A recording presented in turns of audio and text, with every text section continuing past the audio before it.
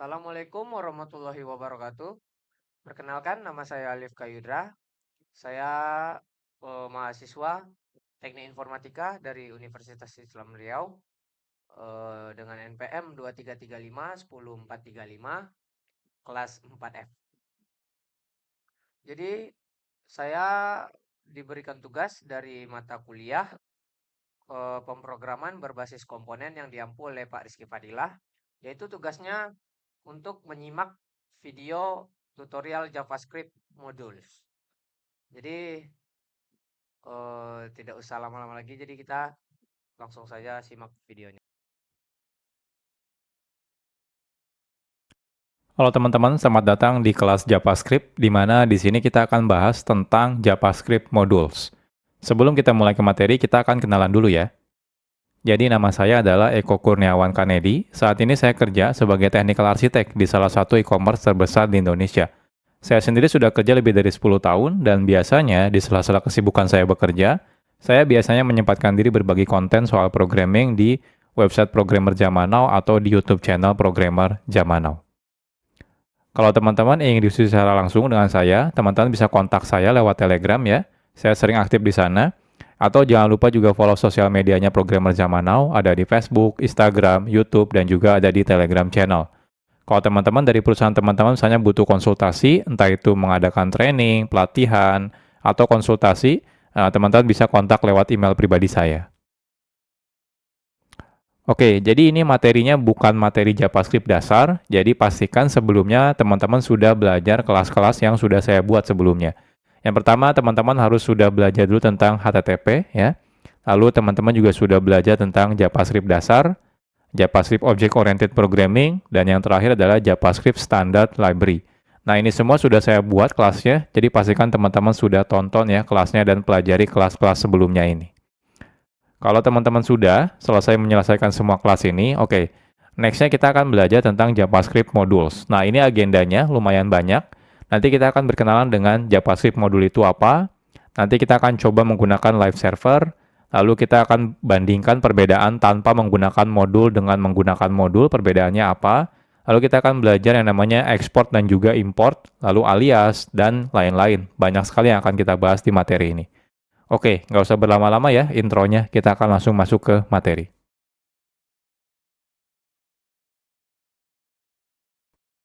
Sekarang kita akan berkenalan dulu dengan JavaScript modules.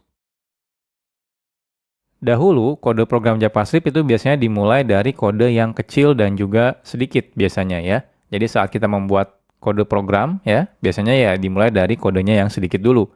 Jadi mungkin jarang sekali kita akan menggunakan kode JavaScript dengan ukuran yang sangat besar dalam satu halaman website. Nah, tapi ya, saat ini kebutuhan web ya sudah berbeda. Jadi kalau dulu tuh mungkin kebanyakan aplikasi website itu ya sederhana gitu ya, beda seperti yang sekarang. Kalau sekarang aplikasi web itu sudah sangat kompleks. Jadi kalau teman-teman lihat contohnya aplikasi website seperti toko online gitu ya, streaming online gitu ya, itu semuanya sudah kompleks sekali ya. Jadi lumayan, artinya kebutuhannya sekarang semakin besar ya, penggunaan kode JavaScript. Apalagi dengan banyaknya framework-framework JavaScript, seperti contohnya mungkin nanti teman-teman bakal berkenalan dengan React.js atau AngularJS atau Vue.js, itu adalah framework JavaScript untuk membuat web front-end misalnya ya. Jadi otomatis kebutuhan pembuatan kode JavaScript akan semakin kompleks dan juga semakin besar kodenya. Nah, oleh karena itu, sudah seharusnya saat ini ya, itu saat kita membuat kode JavaScript, kita perlu melakukan yang namanya mekanisme split kode JavaScript atau memotong-motong si kode JavaScript ini. Sehingga tidak terlalu kompleks ya. Jadi tidak ditumpuk dalam satu file yang besar ya. Jadi kita bisa split, artinya lebih modular. Oke, jadi inilah salah satu tujuan adanya fitur JavaScript modules. JavaScript module sendiri ini adalah fitur yang lumayan modern sebenarnya ya. Jadi kalau teman-teman masih menggunakan browser versi lama, mungkin beberapa browser tidak mendukung JavaScript modules gitu ya. Jadi JavaScript modules ini merupakan fitur di mana kita bisa membuat modul ya, yaitu adalah kode JavaScript yang bisa digunakan ulang ya untuk kode JavaScript. Jadi biasanya kan kalau kita bikin kode JavaScript mungkin di dalam satu file ya, anggap saja file-file tersebut adalah modul ya. Jadi JavaScript Modules ini diawali sebenarnya dari teknologi yang namanya Node.js. Nah, selanjutnya banyak library yang akhirnya mengadopsi penggunaan JavaScript Module yang dilakukan di Node.js gitu ya. Nah, agar bisa berjalan di web browser tanpa menggunakan Node.js. Nah, contohnya ada library yang namanya CommonJS, ada yang library namanya AMD, ada Require.js. Itu semua mereka melakukan mekanisme seperti mengadaptasi ya modul yang biasa digunakan oleh si Node.js. Nah, tapi sekarang itu tidak perlu lagi nih kita melakukan menggunakan library CommonJS, AMD, Require.js. Kenapa? Karena browser-browser modern sekarang sudah mendukung yang namanya JavaScript modules gitu ya.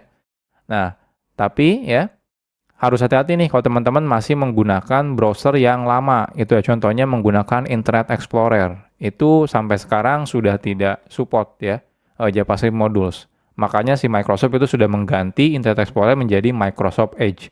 Kalau Microsoft Edge itu sudah mendukung yang namanya JavaScript modules. Tapi kalau teman-teman masih menggunakan Internet Explorer, maka dia belum mendukung tentang JavaScript modules. Nah, jadi secara garis besar, ada dua kata kunci yang biasa digunakan dalam JavaScript modules, yaitu kata kuncinya adalah import dan juga export. Nanti untuk lebih detailnya kita akan bahas di chapter-chapter tersendiri ya. Jadi sederhananya adalah import itu merupakan kata kunci yang digunakan untuk mengambil sesuatu dari JavaScript module, ya. Nah, sedangkan export itu digunakan sebagai kata kunci yang digunakan untuk memberitahu kalau di dalam modul ini bagian mana yang ingin kita expose keluar, sehingga bisa diimport dari luar modul. Jadi kurang lebih seperti ini ya JavaScript modul. Nah, tenang aja kalau teman-teman masih bingung, nanti tiap chapter kita akan bahas lebih detail gitu ya. Jadi dari mulai pertama nanti kita akan coba bandingkan ya perbedaannya tanpa modul dan menggunakan modul sampai bagaimana cara menggunakan JavaScript modules.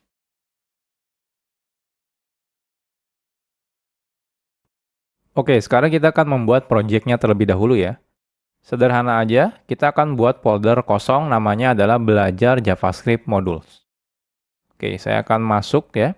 Teman-teman silakan buat folder. Saya akan menggunakan perintah terminal ya. Teman-teman kalau mau menggunakan UI juga boleh, silakan. Intinya kita buat folder. Saya akan masuk ke tempat saya biasa development. Lalu saya akan make directory namanya belajar JavaScript modules ya. Lalu kita akan masuk. Nah, silakan teman-teman buka foldernya, bisa menggunakan JetBrains WebStorm atau menggunakan Visual Studio Code. Saya akan buka menggunakan dua-duanya ya, WebStorm dan juga Visual Studio Code.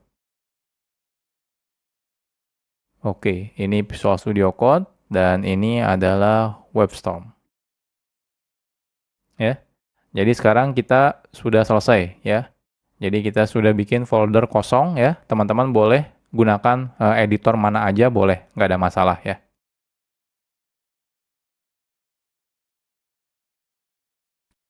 Oke, sekarang kita akan bahas tentang live server. Saat kita menggunakan fitur yang namanya JavaScript module, itu sangat disarankan teman-teman menjalankan kode JavaScript-nya di dalam web server.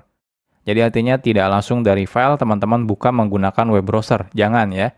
Kenapa? Karena beberapa mungkin tidak akan jalan kalau teman-teman bukanya langsung dari file. Jadi teman-teman harus beneran running dalam mode web server.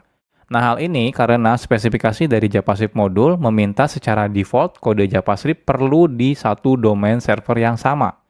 Jadi kalau teman-teman misalnya membuka file HTML-nya menggunakan URL file /2/ di depannya gitu ya, maka dikhawatirkan akan terjadi error yang namanya CORS atau singkatan dari Cross Origin Resource Sharing gitu ya.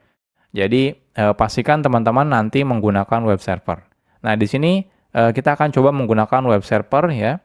Dan tapi web servernya itu sangat gampang digunakannya gitu ya. Jadi teman-teman tidak perlu menginstal aplikasi tambahan seperti misalnya Nginx atau misalnya Apache HTTPD, itu nggak perlu gitu ya. Sudah ada plugin bawaan dari Visual Studio Code atau juga JetBrains ya. Itu sudah ada. Jadi teman-teman tidak perlu menginstal secara manual. Oke, kita mulai dari yang pertama. Jadi yang pertama itu kalau teman-teman menggunakan Visual Studio Code ya, teman-teman bisa install plugin namanya adalah Live Server. Jadi plugin ini nanti bisa digunakan untuk menjalankan local web server ya. Jadi lebih gampang nih kalau teman-teman menggunakan plugin ini ya. Jadi plugin live server ini bisa digunakan untuk menjalankan local web server sehingga saat teman-teman nanti mengakses kode JavaScript-nya, kita bisa menggunakan domain localhost ya. Atau misalnya 127.0.1. Oke, jadi ini pluginnya. Kalau teman-teman lihat di sini, silakan diinstal ya. Jadi kalau di Visual Studio Code-nya, teman-teman masuk ke bagian extension, cari langsung live server. Nah, di sini live server ya, kebetulan saya sudah menginstalnya. Kalau teman-teman sudah install, di pojok kanan bawah ini ada tombol Go Live. Ketika teman-teman klik Go Live, nanti dia akan merunningkan local web server ya terhadap folder yang sekarang kita buka. Ya, kebetulan di sini foldernya masih kosong ya. Nah, selanjutnya kalau teman-teman misalnya menggunakan JetBrains ya, JetBrains IDE itu tidak perlu menginstal apa-apa lagi. Di dalam JetBrains IDE seperti IntelliJ IDEA, WebStorm gitu ya, PHP Storm, Golang itu ya, itu semuanya sudah ada local web server. Jadi teman-teman tidak perlu menginstal plugin tambahan. Oke, jadi gimana caranya? Oke, jadi sekarang saya akan coba buat file HTML di sini ya. File HTML-nya isinya misalnya index. Jadi index HTML. Di sini misalnya belajar JavaScript modules. Oke, saya perbesar. Nah, seperti ini ya.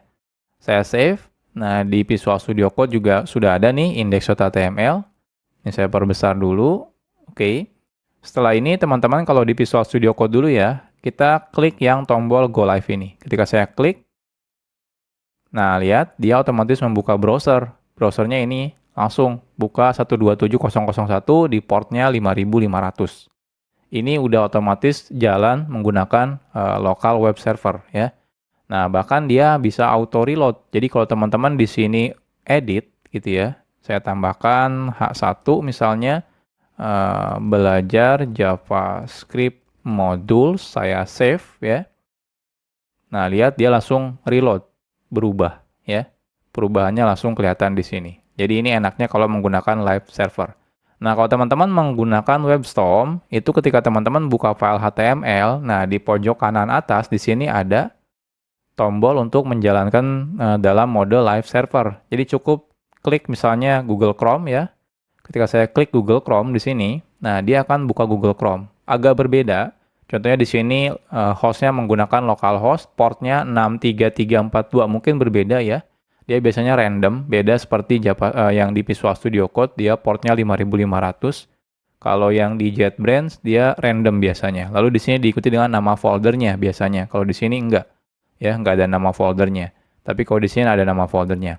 Tapi dia tetap ada hot reload-nya ya. Jadi kalau teman-teman ubah, di sini saya ubah 2 baris, saya save, saya buka browser, nah lihat, dia otomatis hot reload ya. Jadi langsung ke reload seperti ini ya. Jadi ini mulai sekarang, jadi saya tidak akan menjelaskan lagi ya. Jadi saya pastikan kalau teman-teman nanti menggunakan belajarnya ya di JavaScript modul ini, pastikan selalu menggunakan local web server. Jadi saya ajarkan live server, kenapa? Karena ini yang paling mudah. Teman-teman tidak perlu menginstal aplikasi tambahan.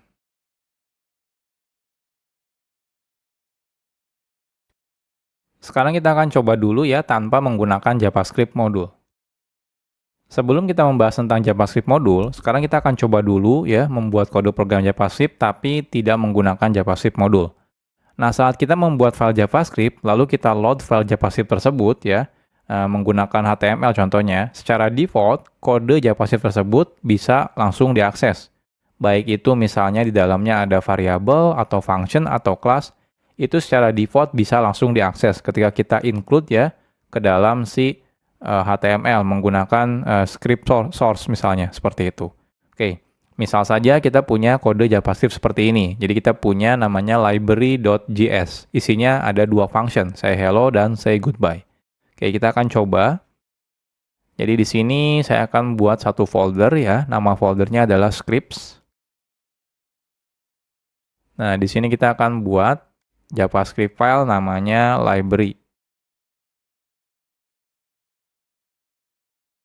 Jadi kita akan buat function yang namanya say hello, name,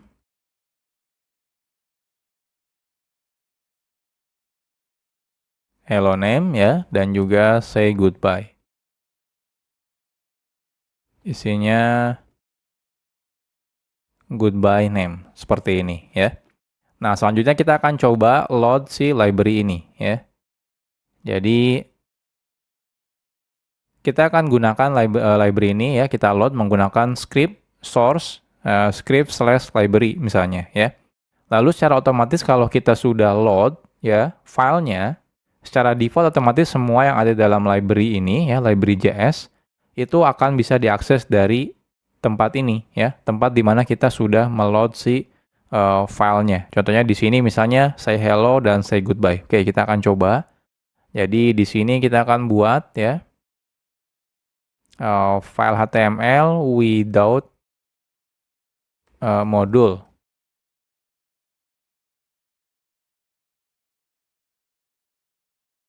Oke, jadi di sini kita buat dulu script, source-nya kita ambil scripts/library.js ya. Lalu di sini kita say hello, misalnya echo, say goodbye, echo, seperti ini ya. Nah, kita lihat apa yang terjadi. Inspect. Nah, hasilnya di konsol kelihatan nih. Saya perbesar dulu. Nah, lihat ya. Ada hello echo dan goodbye echo. Artinya apa? Artinya secara default saat kita load ya sebuah sebuah file JavaScript itu otomatis bisa langsung digunakan apapun yang ada di dalam kode JavaScript ini. Entah itu function di sini, teman-teman bikin variabel contohnya misalnya ya. Bikin variabel name sama dengan contohnya echo seperti ini ya. Lalu di sini kita akan coba console.info name seperti ini. Nah, lihat di sini keluar ya, echo ya. Artinya apa? Artinya name ini bisa walaupun di sini tidak ada variabel name, tapi karena dia ada di library.js, jadi otomatis dia bisa digunakan. Ini behavior default ya kalau kita meload file JavaScript. Jadi semuanya bisa diakses. Ini kadang-kadang agak sedikit berbahaya, apalagi kalau kita meload misalnya beberapa library JavaScript gitu ya, beberapa file JavaScript, ternyata ada beberapa function yang sama atau juga nama variabel yang sama. Otomatis akan terjadi bentrok. Ya. Ya, salah satunya inilah kenapa kita butuh yang namanya JavaScript modules.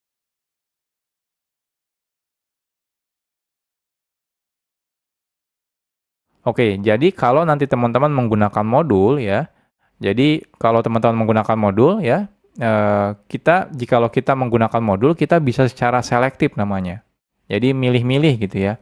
Jadi bagian kode mana yang akan diekspos keluar. Kalau tadi tanpa menggunakan modul, teman-teman langsung include menggunakan source JavaScript biasa, itu semuanya yang ada di dalam file JavaScript tersebut otomatis diekspos gitu ya. Nah, ini agak sedikit berbahaya. Tapi kalau nanti teman-teman menggunakan modul, teman-teman bisa pilih bagian mana, function mana, variabel mana, kelas mana yang ingin diekspos keluar. Karena mungkin beberapa variabel tidak mau diekspos keluar misalnya, seperti itu ya. Nah, secara default, kode yang kita buat menggunakan JavaScript modul tidak bisa digunakan dari luar file atau dari luar modul, kecuali memang kita meminta untuk mengeksposnya keluar. Jadi kalau yang JavaScript biasa itu ya, by default semuanya diekspos. Nah, kebalikannya dengan JavaScript modul. Kalau JavaScript modul, semuanya justru tidak diekspos. Jadi ketika kita pengen mengekspos, justru kita harus menyebutkan mana yang ingin diekspos keluar.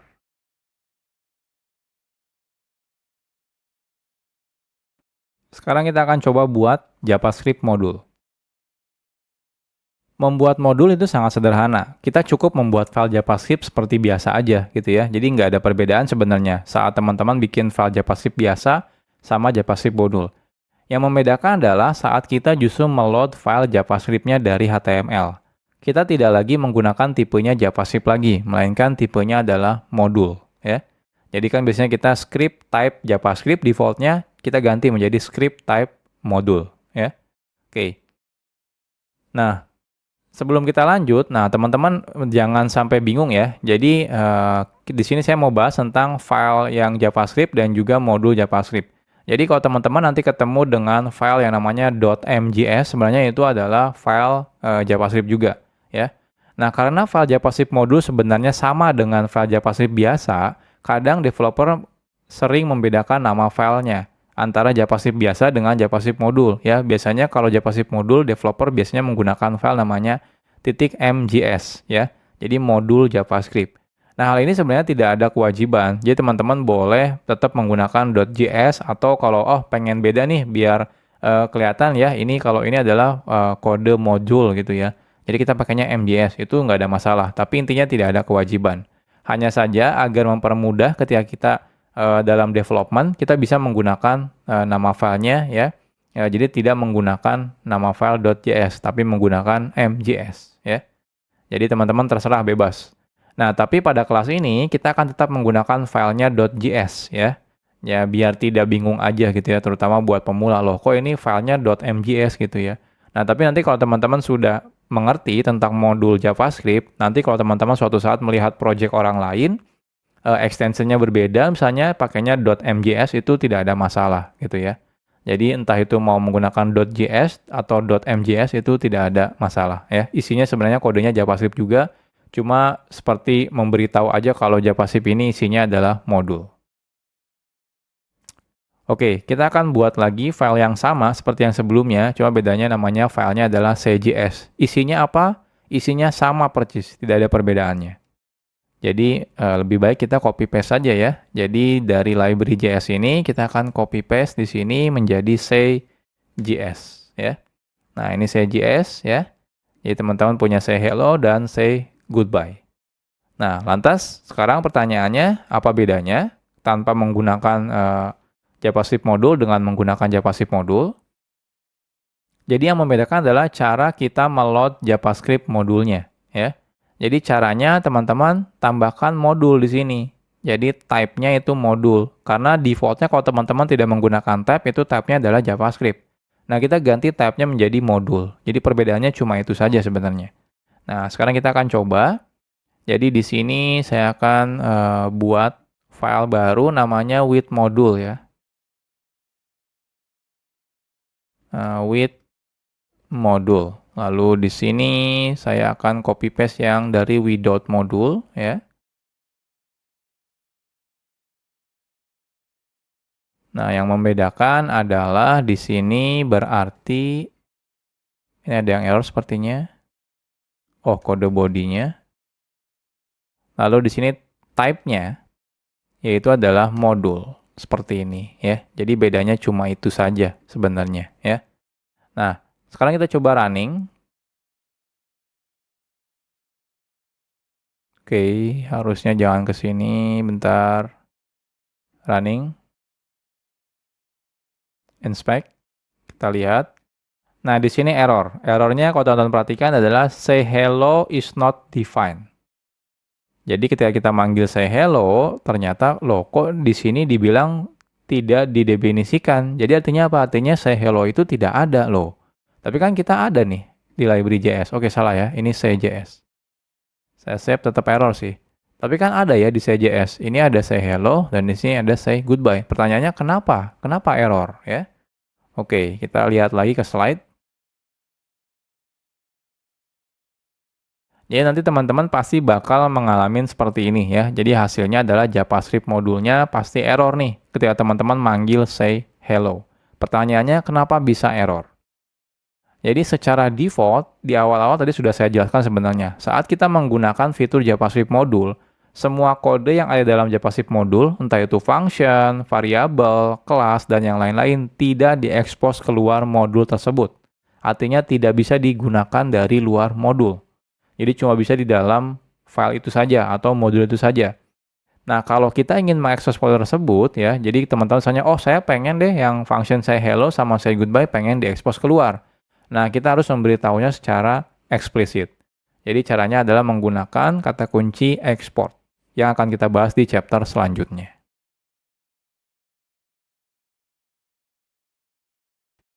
Sekarang kita bahas tentang export. Export itu merupakan kata kunci yang digunakan untuk mengekspos kode yang ada dalam modul ya. Jadi mengekspos keluar. Nah, export itu biasanya ditambahkan di awal sebuah variabel kah, function, atau juga kelas. Jadi ketika teman-teman membuat function, Depannya kasih export kalau teman-teman merasa ingin mengekspos function ini keluar modul. Artinya apa? Artinya bisa digunakan di luar modul, ya. Oke, contohnya yang sebelumnya, contohnya kita punya yang say hello dan say goodbye. Jadi kalau teman-teman merasa oke, function ini ingin saya expose keluar, teman-teman cukup gunakan kata kunci export di depannya. Jadi export function, nama functionnya. Jadi seperti biasa, coba bedanya tambahkan export. Nah, defaultnya kalau teman-teman tidak tambahkan export, maka dia tidak diekspos keluar, ya. Makanya di awal tadi kita ketika manggil say hello itu error. Kenapa? Ya karena tidak diekspos keluar. Oke, sekarang kita akan coba expose ya. Jadi yang say hello-nya ini kita akan coba tambahkan export, ya.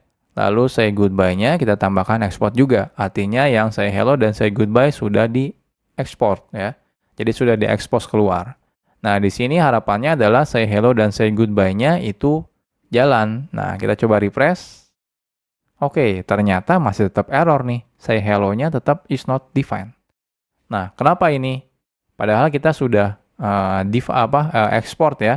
Harusnya kalau error ya harusnya di sini nih yang error karena name-nya belum didefinisikan. Tapi say hello dan say goodbye harusnya sudah diekspor ya. Ini kan sudah diekspor, ini sudah diekspor. Cuma kalau ini tidak diekspor. Oke, kenapa ini bermasalah? Masih tetap bermasalah. Kita akan bahas di chapter selanjutnya.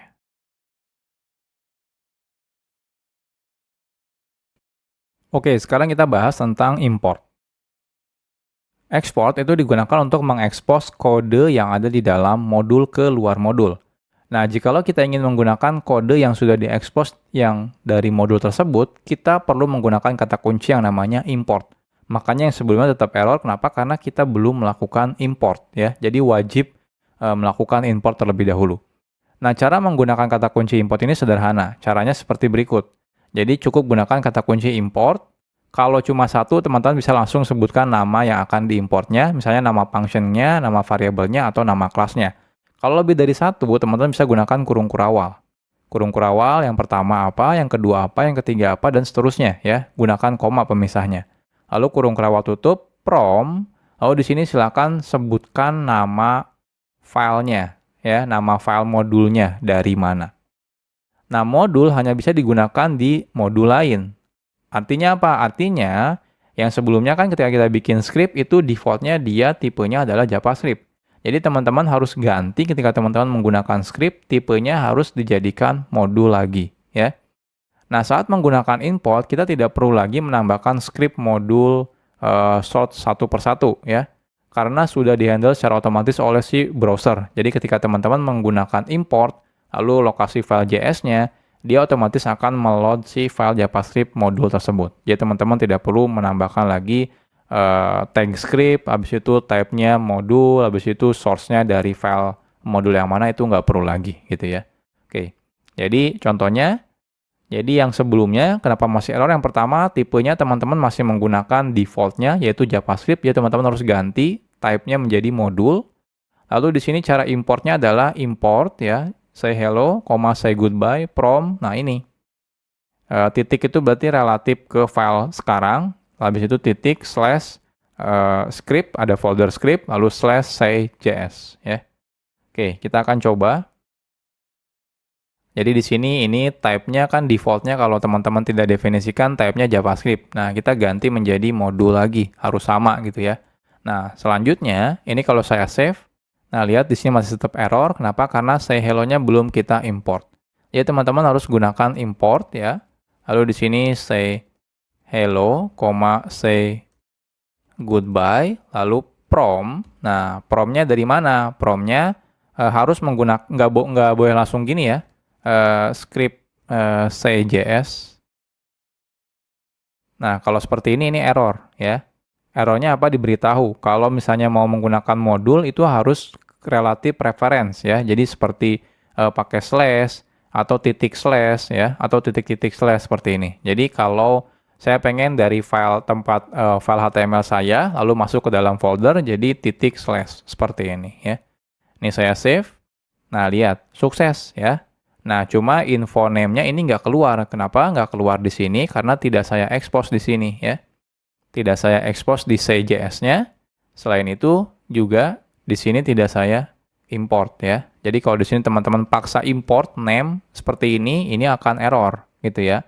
Jadi kita melakukan request name tapi ternyata dia tidak diekspor dari modulnya seperti ini ya. Nah, kecuali teman-teman ekspor nih name-nya. Nah, di sini ekspor seperti ini ya. Nah, ini baru jalan nih konsol info name-nya keluar ya, echo seperti ini. Jadi sederhana ya menggunakan JavaScript modul itu. Cukup di file modulnya teman-teman lakukan ekspor dan di tempat yang teman-teman butuhkan lakukan import.